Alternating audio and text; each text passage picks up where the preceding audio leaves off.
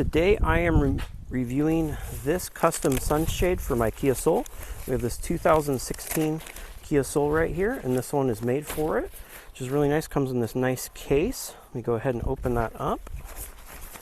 See, and then watch. Whoop! Look at that. And it's going to come again into two. Go and put it in, see how it looks.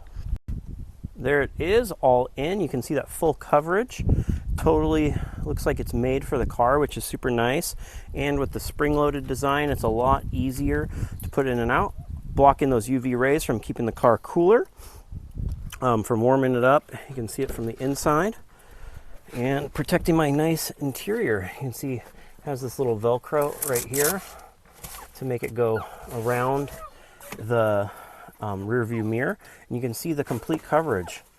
Like, everything is blocked, and it's nice. You know, this kind of odd shaped car, so it's really nice to have one that's custom fit, very easy to put away and put back. And I hope this video helps with your buying decision.